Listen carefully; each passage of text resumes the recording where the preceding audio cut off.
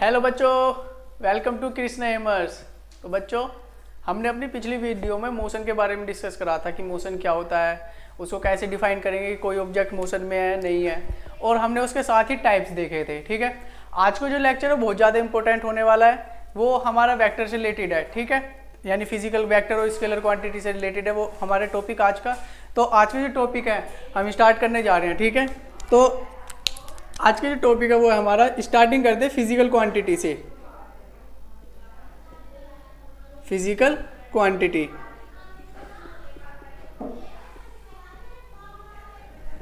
अब वेक्टर और स्केलर तक पहुंचने के लिए सबसे पहले हमें फिजिकल क्वांटिटी के बारे में पता होना चाहिए कि फिजिकल क्वांटिटी किसको बोलते हैं। फिजिकल क्वांटिटी हम उन क्वांटिटी को बोलते हैं जिन क्वांटिटी को हम मेजर कर सकते हैं अच्छे से, यानी उनको माप सकते हैं। तो ऐसी क्वांटिटी जिनका मेजर किया जा सकता है उनको क्या बोलेंगे, हम फिजिकल क्वांटिटी बोलेंगे। यानी all those quantities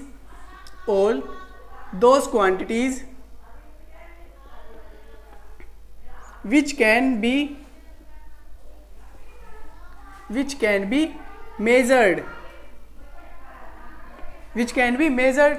then it is known as physical quantity. For example, हम एग्जाम्पल देख लेते हैं। ऐसी कौन सी क्वांटिटी जिनको हम मेजर कर सकते हैं, जैसे लेंथ हमारी मेजर की जा सकती है। मास को भी हम मेजर कर सकते हैं। Time, force, pressure, etcetera. इसी तरीके से बहुत सारी क्वांटिटीज हैं जिनको हम मेजर कर सकते हैं। मैंने तो फिलहाल लेंथ, मास, टाइम, फोर्स, प्रेशर ये लिख दिया है। हमारी वेलोसिटी, एक्सेलरेशन और स्पीड और इम्पल्स, इस तरीके से बहुत सारी क्वांटिटी है जिनको हम क्या कर सकते हैं, मेजर कर सकते हैं। इनको क्या बोलेंगे हम, फिजिकल क्वांटिटी। यानी वे सभी क्वांटिटीज जिनको हम माप सकते हैं, यानी वे सभी मात्राएं जिनको हम माप सकते हैं क्या कहलाएंगे, हमारी भौतिक मात्रा यानी भौतिक राशियां कहलाएंगी। यानी वे सभी राशियां जिनको हम माप सकते हैं, जिनकी गणना कर सकते हैं, वे सारी भौतिक राशियां कहलाएंगी हमारी। ठीक है, यानी all those quantity which can be measured then it is known as physical quantity. Okay, अब फिजिकल क्वांटिटी के टाइप भी होते हैं। भाई ये सारी क्वांटिटी पढ़ तो ली, अब इनमें से कैसे पहचानेंगे कि ये क्वांटिटी स्केलर है या वेक्टर है, तो अब इसके टाइप ही देखेंगे। और वो टाइप हमारे वेक्टर और स्केलर ही होते हैं।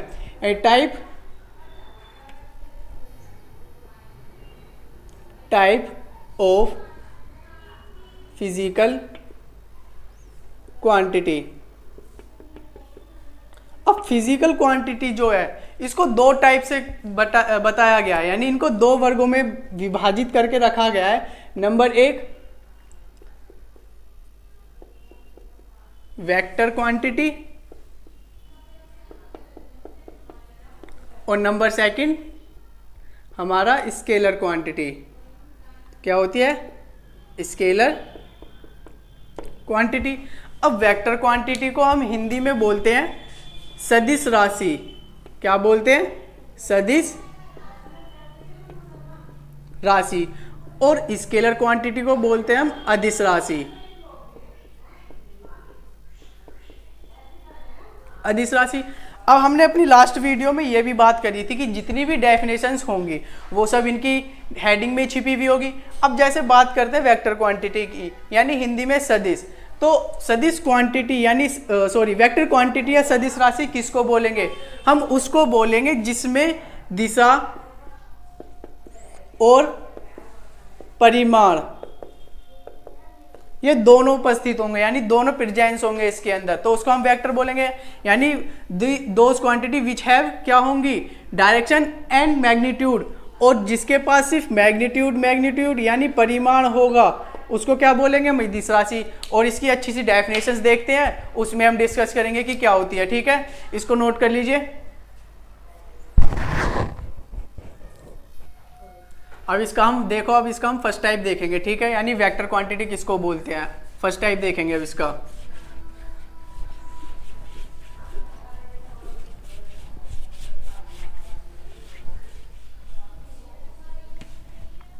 तो इसका जो फर्स्ट टाइप है वो हमारा क्या है, वेक्टर क्वांटिटी।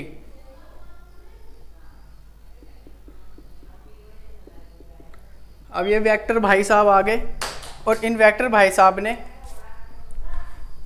बताया कि हमारे बारे में बताओ कि हम है कौन। अब इनके बारे में बात करेंगे कि ये है कौन, पूरी डेफिनेशन बतानी है, कहाँ रहते हैं, कैसे कैसे ये बने, देखते हैं। तो इन्होंने बोला वेक्टर क्वांटिटी ने कि ऑल दोज क्वांटिटी, यानी all those quantity which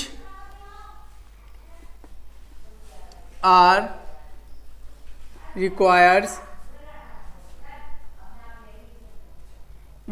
requires to direction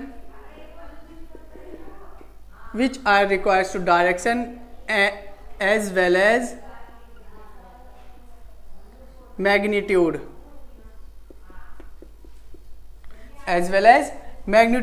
for their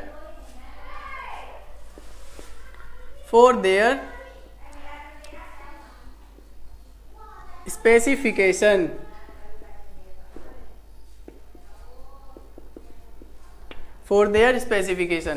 यानी क्या डेफिनेशन बनेगी इसकी, देखो, वे सभी क्वांटिटी यानी वे सभी राशियां जिनको मापने के लिए, यानी जिसके पास क्या होनी चाहिए, डायरेक्शन होनी चाहिए। इसमें जो मेन 2 पॉइंट है वो याद रखने लायक है, यही हमें याद रखने हैं और तभी इसको याद किया जा सकता है। यानी वे सभी राशियां जिसके पास क्या होगी, डायरेक्शन होगी, और क्या होगा साथ के साथ, मैग्नीट्यूड होगा, तो उसको हम क्या बोलेंगे, वेक्टर क्वांटिटी बोलेंगे। ठीक है। और एक सबसे इंपॉर्टेंट बात, इट इज डिनोटेड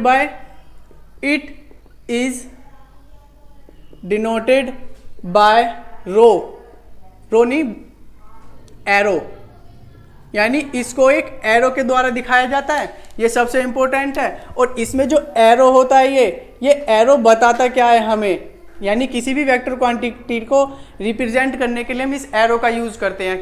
ठीक है। अब इस एरो में जो ये हेड होता है इसको तो हेड बोलते हैं, और ये हेड जो है ये हमेशा डायरेक्शन बताएगा, यानी क्या बताएगा, ये हमारी हमेशा डायरेक्शन बताएगा। और इस बो की जो ये लेंथ होती है, यानी ये जो लेंथ है इस एरो की, ये लेंथ हमेशा क्या बताएगी, ये लेंथ हमेशा बताएगी मैग्नीट्यूड। क्या बताएगी, मैग्नीट्यूड बताएगी, यानी डायरेक्शन, दिशा बताएगी इसका हेड।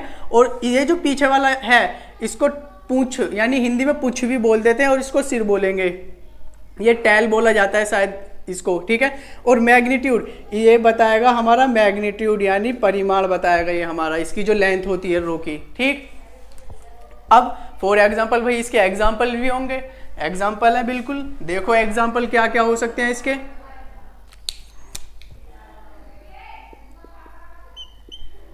एग्जांपल जैसे फोर्स, वेलोसिटी, एक्सेलरेशन,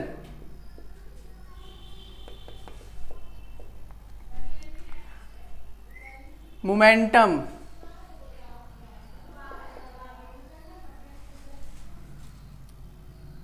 हुआ।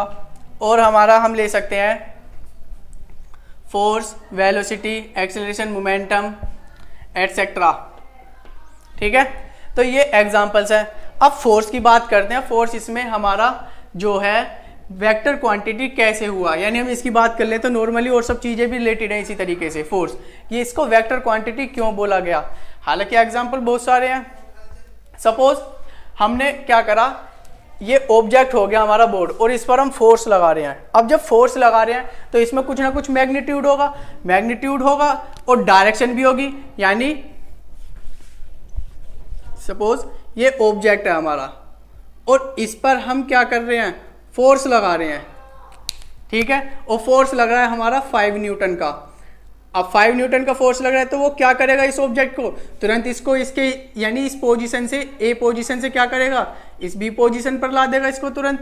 तो अब वो जो पोजीशन चेंज होगी वो भी तो किसी डायरेक्शन में होगी, तो साथ तो दोनों चीजें मिल रही है हमें। इसका मतलब इसमें यानी हमें क्या क्या मिल रहा है, इसमें मैग्नीट्यूड मिल रहा है, और दूसरी चीज हमें क्या मिल रही है, इसमें डायरेक्शन भी मिल रही है हमें इसमें।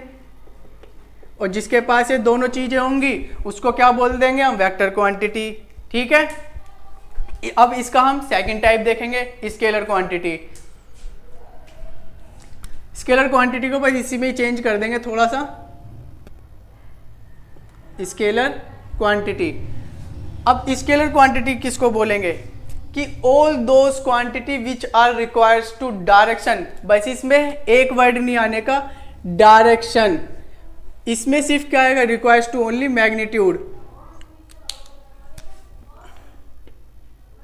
Only magnitude for their specification.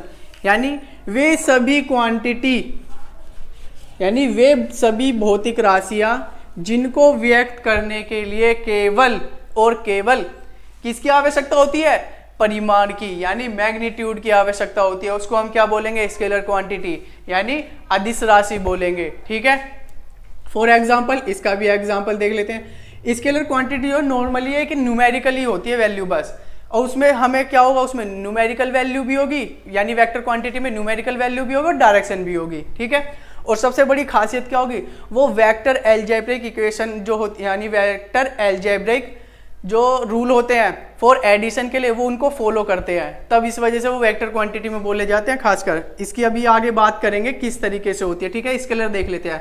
तो स्केलर क्वांटिटी में क्या हो रहा है भैया, जिसके पास मैग्नीट्यूड है ये बस एक ही चीज लेके घूमेगा, ये नहीं कह रहा कि भाई हमें तो ये भी चाहिए वो भी चाहिए, हमें तो बस मैग्नीट्यूड दे दो, हम मैग्नीट्यूड से काम चला लेंगे। तो भैया इन्होंने मैग्नीट्यूड ले लिया, अब जिसके पास मैग्नीट्यूड है उसको स्केलर बोलेंगे, बस इनके पास तो भैया परिमाण है। सपोज मैं तुमसे ये कहने लग जाऊं आप 5 किलो चीनी ले आओ, 5 किलो चीनी यानी शुगर लेने जाओगे तो क्या तुम इसमें डायरेक्शन भी देखोगे, नहीं देखोगे, सीधा सीधा बस मैग्नीट्यूड है। या मैं बोल रहा हूं तुमसे 5 मीटर चले जाओ, अब 5 मीटर चल के ही तो जा रहे हो, अब मैं थोड़ी ना बोल रहा हूँ कि इस डायरेक्शन में जाओ इस डायरेक्शन में जाओ, तब इस केस में सिर्फ वहां पर मैग्नीट्यूड ही होगा। तो जिस केस में सिर्फ मैग्नीट्यूड है वो स्केलर क्वांटिटी है हमारी, और जिसमें स्केलर यानी मैग्नीट्यूड भी है और साथ में क्या होगा हमारा, डायरेक्शन होगी, उसको वेक्टर बोल देंगे। अब इसके स्केलर के लिए एग्जांपल क्या ले सकते हैं हम ले सकते हैं वर्क, प्रेशर,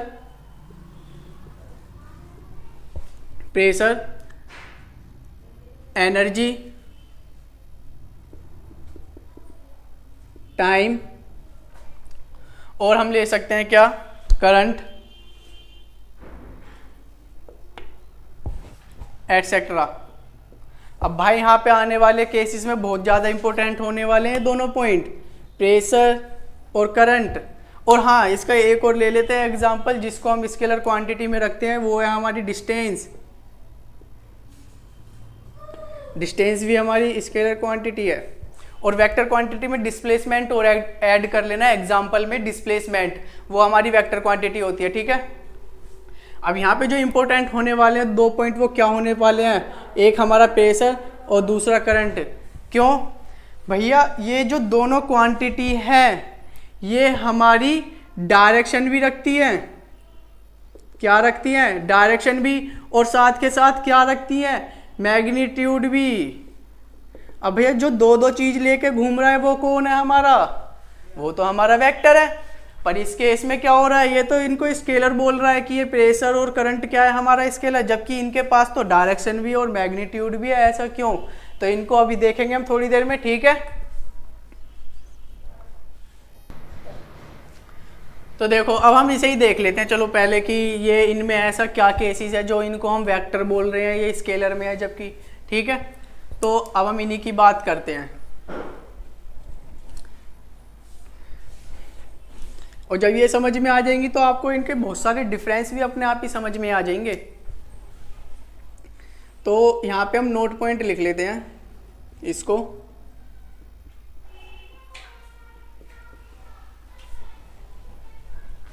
और एक पॉइंट सबसे लास्ट में लिखूंगा मैं, जो इन डेफिनेशन यानी ये जो 2 टॉपिक हैं दोनों एक से ही समझ में आ जाएगा। ठीक है, यानी इनको समझने से ही पता लग जाएगा।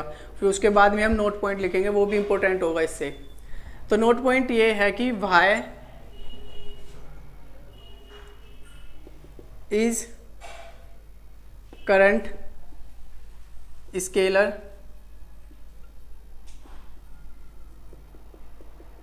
Quantity. Why is current scalar quantity not a vector quantity? Not a vector quantity. ऐसा क्यों कि करंट जो है भैया ये स्केलर क्वांटिटी में रखा गया है, इसने कह दिया कि करंट को हम स्केलर क्वांटिटी में रखेंगे, तुम कुछ भी कर लो। पर करंट क्या कह रहा है, भैया मैं दोनों ही चीज़ रखूँगा अपने पास में, डायरेक्शन भी रखूँगा और मैग्नीट्यूड भी रखूँगा, पर रहूँगा स्केलर में नहीं। यानी ये दोनों चीज़ तो रखेगा। स्केलर जबरदस्ती कर रहा है इसके साथ में कि मैं तुझे ही लेकर जाऊँगा अपने साथ, चाहे तू 2 रख अपने पास, चाहे 3 रख, अब 2 तो रहेंगी वेक्टर के लिए। तब इस केस में एक बन गया केस।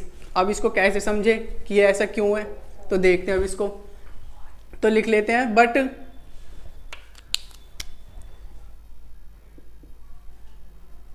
करंट हैव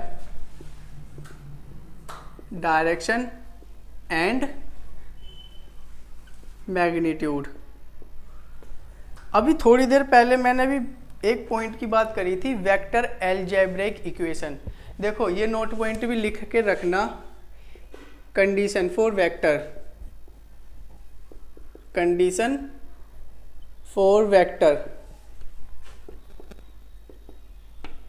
यानी किसी भी क्वांटिटी के वेक्टर होने के लिए जो कंडीशन है वो क्या है, वो ये कंडीशन है कि वो रूल फॉलो करेगी, रूल फॉलो, वो रूल फॉलो करनी चाहिए किसका, वेक्टर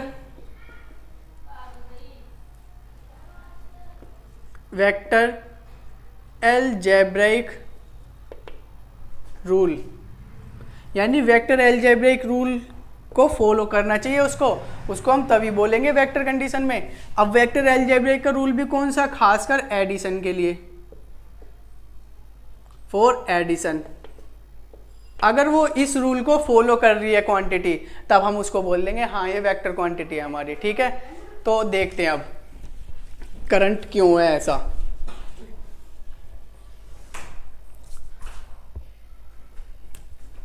ठीक, अब देखो नॉर्मली इसी से ही बात करते हैं, जो भी पॉइंट लिखा था कि वेक्टर क्वांटिटी यानी किसी भी क्वांटिटी के वेक्टर होने के लिए कंडीशन क्या है कि वो हमारी वेक्टर अलजेब्रिक रूल जो है, और वो भी किसके लिए, फॉर एडिशन, इसके लिए फॉलो होना चाहिए, ठीक है। तो यही देख लेते हैं कैसे। सपोज भैया हमारे पास चिंटू नाम का लड़का है, ठीक है। अब वो क्या कर रहा है भैया, ए पोजीशन से, यानी ये वेक्टर अलजेब्रिक रूल देख लेते हैं नॉर्मली, हालांकि इसके बारे में अच्छे से पढ़ेंगे हम 11th क्लास के लिए। उसमें बहुत सारे रूल हैं इनके, जिसमें हमारा ट्रायंगल रूल है, पोलिनोमियल यानी पोलिनोमियल रूल भी है, ठीक है। वहाँ पे हम इनको पढ़ेंगे, पैरेललोग्राम रूल भी है इसका, तो वहाँ देखेंगे इनको, ठीक। अब एक चिंटू नाम का लड़का है जिसकी पोजीशन है ए। अब भैया ये ए पोजीशन से इतना गया, सपोज ये हमारा 3 मीटर डिस्प्लेसमेंट हो गया, यानी वेक्टर मान लेते हैं भैया, इसकी डायरेक्शन भी है, इतना डिस्प्लेसमेंट है इसका। और फिर ये इसके बाद में क्या करता है, अपनी पोजीशन को क्या करेगा, यानी इसके बाद में यहाँ पर गया, तब उसके बाद सपोज करो ये हमारा टू वेक्टर यानी इसका डिस्प्लेसमेंट इसके बाद इतना हो गया। तो अब स्टार्टिंग पॉइंट से लेके एंड पॉइंट तक का टोटल डिस्प्लेसमेंट कितना हो गया इसका, 5। भाई इनको प्लस ही तो कर देंगे, नॉर्मल वेक्टर रूल क्या बोलेगा, इनको प्लस कर दो, यानी 3 वेक्टर प्लस 2 वेक्टर, इनको क्या ला देगा हमारा 5 ला देगा, यानी 5 वेक्टर हो जाएगा। टोटल डिस्प्लेसमेंट तो ये हो गया इसका फाइनल से लेके इनिशियल। अब भैया इसका दिमाग घूम गया चिंटू का, चिंटू था नशे में। अब देखो इसके साथ क्या हुआ, ये पहले फिर अब हम इसको फिर से बात करेंगे इसका, ठीक। अब ये इसने फिर से अपनी इनिशियल पोजीशन पर यहाँ आया और यहाँ से इसका डिस्प्लेसमेंट इतना हुआ, ठीक है। और अब ये अपनी इनिशियल पोजीशन से सपोज ये पहले तो सपोज करो ये ईस्ट डायरेक्शन में ही चल रहा है, यानी ईस्ट डायरेक्शन और मैग्नीट्यूड दोनों मिल रहे हैं, मैं तो ये वेक्टर क्वांटिटी चल रही, ठीक है। अब ये सबसे पहले हमारा ईस्ट डायरेक्शन में आया, कितना आया, सपोज 3 मीटर ही आया है हमारा, ठीक है, यानी 3 मीटर का इसका डिस्प्लेसमेंट है मैक्सिमम। अब उसके बाद ये नॉर्थ में चला गया, किस में चला गया भैया, ये नॉर्थ में आ गया, नॉर्थ डायरेक्शन में आ गया, और यहाँ पर इसका डिस्प्लेसमेंट मान लिया हमने कितना 4। ठीक है, अब इसका इनिशियल पॉइंट से लेके फाइनल पॉइंट तक का जो मैक्सिमम डिस्प्लेसमेंट है, जो भी डिस्प्लेसमेंट है वो क्या होगा, वो ए से बी तक का होगा। अब जब हम इसको निकालेंगे भाई, यहाँ पर तो ट्राइंगल की प्रॉपर्टी लग जाएगी नॉर्मली। अब ट्राइंगल की प्रॉपर्टी क्या लगेगी, वो क्या बताएगा ट्राइंगल प्रॉपर्टी, वो बताएगा कि इस, हम सपोज इसको आर वेक्टर कर लेते हैं। अब जो ये आर वेक्टर होगा ये हमारा 3 प्लस के 4 बताएगा। अब आना क्या चाहिए, ये आना क्या चाहिए, नॉर्मली 7 आना चाहिए भाई, पर ये 7 नहीं आएगा। क्यों, यहाँ तो ट्राइंगल रूल फॉलो हो रहा है, 90 डिग्री का एंगल है यहाँ पर साथ में दिख रहा होगा साफ को, तो ट्राइंगल रूल से क्या हो जाएगा, ये भैया हमारा आ जाएगा 5। ठीक है, अब भैया इस चिंटू का दिमाग फिर से घूमा। ठीक है, अब जब चिंटू का दिमाग फिर से घूमा तो अब इसकी देखो फिर से पोजीशन। अब ये क्या कर रहा है, ये अपनी इनिशियल पोजीशन से फिर से इस पर गया, यानी इसका डिस्प्लेसमेंट सपोज करो हमारा 5 हो गया। ठीक है, यानी ये डिस्प्लेसमेंट है, इसको थोड़ा सा ज़्यादा कर लेते हैं, इसका ये डिस्प्लेसमेंट हो गया ये। ठीक, और अब इसने क्या करा भाई साहब, ये अपनी इस पोजीशन से यहाँ तक आ गया, यानी बी पोजीशन ये, और ये हमारा चला 2, यानी पहले तो चला ये हमारा ईस्ट, उसके बाद में ये आ गया वेस्ट डायरेक्शन में, वेस्ट डायरेक्शन में। ठीक है, अब क्या हुआ, अब इस केस में तो भाई 5 में से 2 बचेगा, यानी जो भी यहाँ पे वेक्टर आएगा नॉर्मली 3 बचना चाहिए। तब इस केस में क्या हुआ, यहाँ पर जो 5 वेक्टर है वो प्लस 2 वेक्टर करने पर क्या दे रहा है हमें, 3 वेक्टर। अब ये क्या केस बन रहे हैं भाई, हम नॉर्मली बहुत देर से इन नंबरों को जोड़ते जा रहे हैं, यानी इसके द्वारा होने वाला जो डिस्टेंस है जोड़ते हुए जा रहे हैं। कभी 3 + 2 देने पे 5 दे रहा है, कभी 3 + 4 देने पे 5, यहाँ भी 3 + 2 ही लिया है, यहाँ पे कुछ और ले लेते हैं क्वांटिटी, 3 + 4 ले लेते हैं इसको, वरना सेम हो जाएगा ना। यहाँ पे ले लेते हैं हम इसको 4। ठीक है, और 4 ये 7 आ जाएगा अब। ठीक है, इनको भी सेम ही कर लेते हैं, नॉर्मल सारी वैल्यू सेम हो जाएंगी तो ज़्यादा अच्छा रहेगा,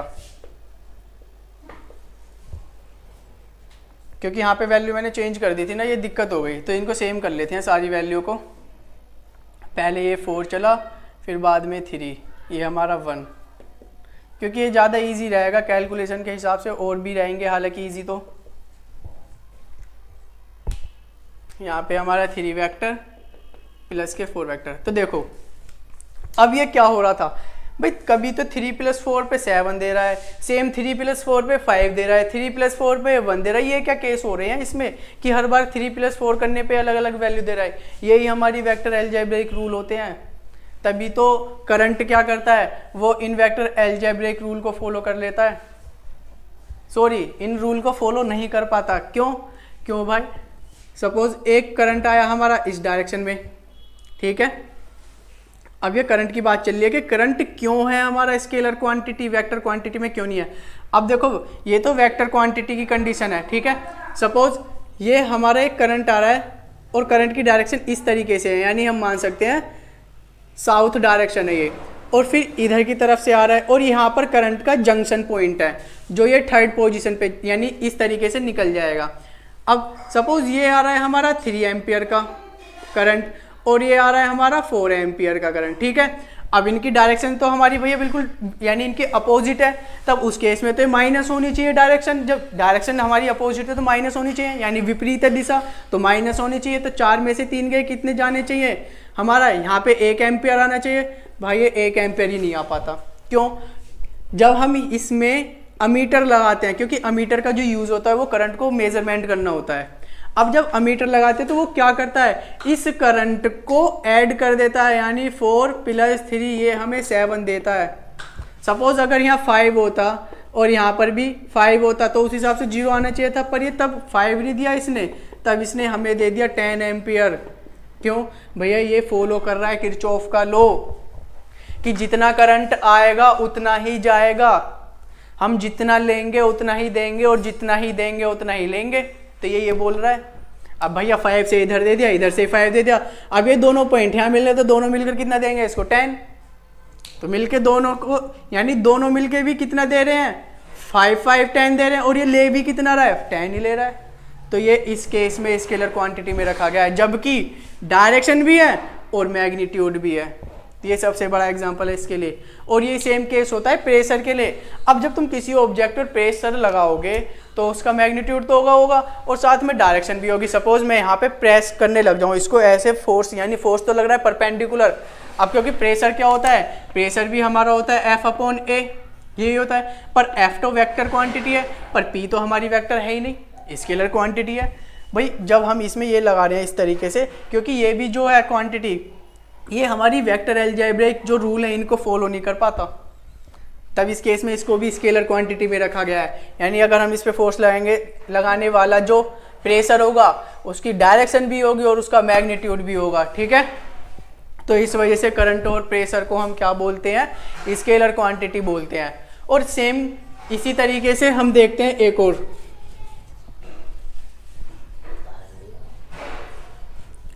और देखते हैं इसका एग्जांपल।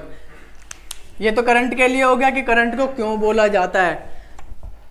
अब नॉर्मली आपको समझ में भी आ गया होगा, ठीक है, कि करंट क्यों है, क्योंकि वो वेक्टर अलजेब्रिक कंडीशन जो होती हैं, वेक्टर अलजेब्रिक फॉर किसके लिए, एडिशन के लिए, ये उसको फॉलो नहीं करता, ठीक है। नॉर्मल ये याद रखिए और एक्सप्लेनेशन है इसमें। अब इसी तरीके से हमारा भाई डिस्प्लेसमेंट भी है, डिस्प्लेसमेंट। अब ये डिस्प्लेसमेंट जो है ये तो हमारा कैसी क्वांटिटी है, पहले डिस्टेंस देखते हैं, डिस्टेंस। अब डिस्टेंस जो है ये हमारी कैसी क्वांटिटी है, स्केलर क्वांटिटी। और डिस्प्लेसमेंट कैसी है हमारी, वेक्टर क्वांटिटी है, वेक्टर क्वांटिटी। पर यहां पे सोचने वाली बात ये है, जब डिस्टेंस हमारी स्केलर है तो डिस्प्लेसमेंट क्यों नहीं है स्केलर क्वांटिटी, जिसमें कि डिस्प्लेसमेंट भी तो एक डिस्टेंस ही है हमारी। सपोज ये है हमारा A से B, ठीक है, और एक पाथ इसका ये है, दूसरा पाथ ये हो गया इसका। तो जब ये A पाथ से गया तो इसने यहाँ पे इस केस में कोई भी डायरेक्शन फॉलो नहीं करी, यानी यहाँ डायरेक्शन नहीं देखी इसने बस एक लेंथ कवर कर ली, और लेंथ कवर कर ली तो क्या हो गई, ये डिस्टेंस हो गई। तब इस केस में इसको क्या बोल दिया, क्वांटिटी, स्केलर क्वांटिटी बोल दिया। क्यों, स्केलर के पास क्या होता है, सिर्फ मैग्नीट्यूड होगा, तो इस केस में सिर्फ यहाँ पर मैग्नीट्यूड देखा गया। और डिस्प्लेसमेंट में क्या है भाई, डिस्प्लेसमेंट में जो भी डिस्प्लेसमेंट होगा वहाँ डायरेक्शन भी होगी, क्योंकि डिस्प्लेसमेंट क्या होता है, किन्हीं भी दो यानी इनिशियल और फाइनल पोजिशंस के बीच की मिनिमम लेंथ, ठीक है, the minimum length between the final and initial point. अब उसको हम डिस्प्लेसमेंट बोलेंगे, तब उस केस में मैग्नीट्यूड भी होगा और हमारा क्या होगा साथ में, वहाँ पर साथ में हमारी डायरेक्शन भी होगी। पर इस केस में हमारा सिर्फ मैग्नीट्यूड है। और वेक्टर क्वांटिटी के लिए तो पता ही है कंडीशन क्या है, कि वेक्टर अलजेब्रिक इक्वेशन फॉलो होनी चाहिए, इक्वेशन नहीं, वेक्टर अलजेब्रिक रूल फॉलो होना चाहिए, जो कि ये भी नहीं करते, ठीक है। इस वजह से डिस्टेंस जो है इसको स्केलर क्वांटिटी में रखा गया है, ठीक।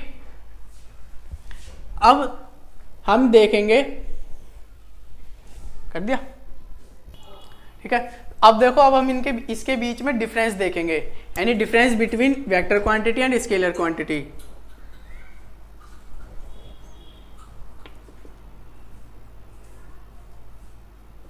Difference between scalar quantity and vector quantity.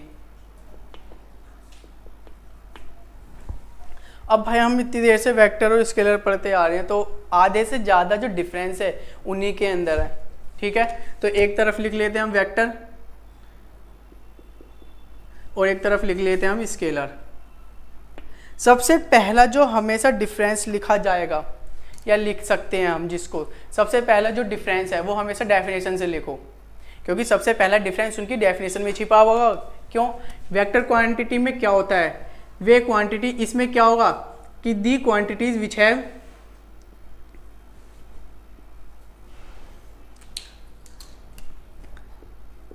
The quantity which have direction and magnitude यानी वे क्वांटिटी जिसके पास में डायरेक्शन और मैग्नीट्यूड होगी वो क्या है हमारी वेक्टर। इसमें क्या थी सिर्फ हमारी दी क्वांटिटी विच हैव मैग्नीट्यूड, यानी जिसके पास में सिर्फ मैग्नीट्यूड होगा उसको हम क्या बोलेंगे, स्केलर क्वांटिटी बोलेंगे। ठीक है, ठीक है, उसको स्केलर बोलेंगे। सेकंड क्या था भाई, ये अलजेब्रिक रूल फॉलो करता है और ये नहीं करता, यही तो बात थी कि दी क्वांटिटीज यानी quantity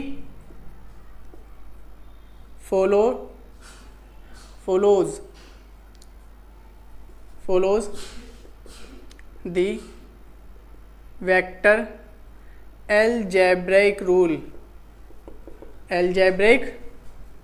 rule for addition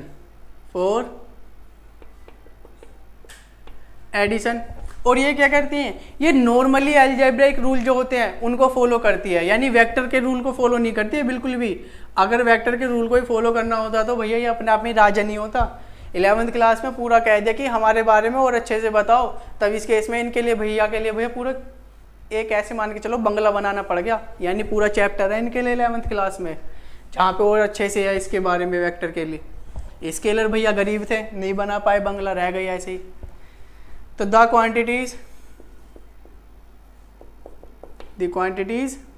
quantity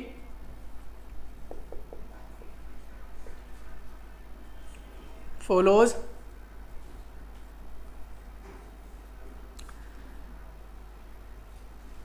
normal algebraic rule,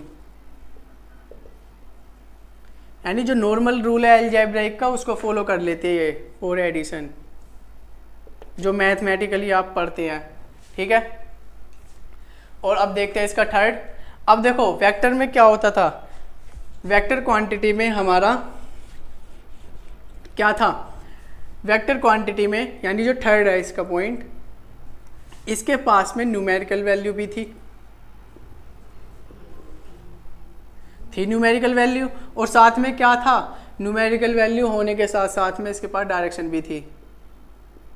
हालांकि ये पहले पॉइंट में क्लियर है। और इसके पास में क्या होता है, सिर्फ इसके पास में सिर्फ हमारी क्या होती है, numerical value.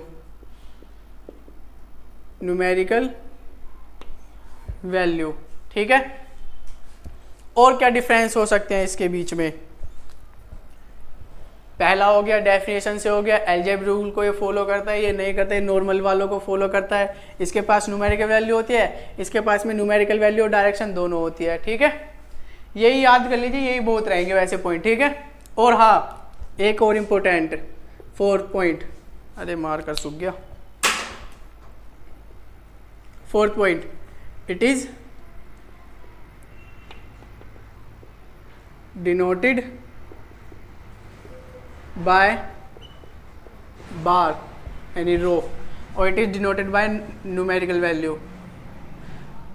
It is denoted by numerical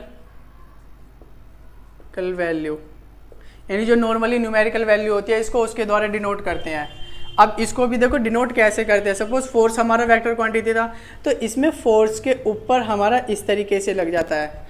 velocity हमारी कैसी क्वांटिटी, वेक्टर क्वांटिटी, तो वेलोसिटी के ऊपर भी हमारे लग जाता है। डिस्प्लेसमेंट था, डिस्प्लेसमेंट भी हमारी वेक्टर क्वांटिटी, उसके ऊपर भी हमारी इस तरीके से लग जाता है वेक्टर। तो इस तरीके से हम डिनोट करते हैं वेक्टर क्वांटिटी को। ठीक है, स्केलर में क्या होगा, स्केलर में तो जो न्यूमेरिकल वैल्यू उसको ऐसी कर लेंगे, टाइम सेकंड में है, अब सेकंड के ऊपर तुम डायरेक्शन थोड़ी ना लगाओगे इस तरीके से, तो गलत हो जाएगा। सिर्फ सेकंड की जो मैग्नीट्यूड आएगा सिर्फ उसको ऐसे ही डिनोट करेंगे। ठीक है, I hope you will like this video, और आपको मज़ा आया होगा इस वीडियो में। जल्दी हम मिलेंगे अपनी नेक्स्ट वीडियो में। Thank you for watching this video.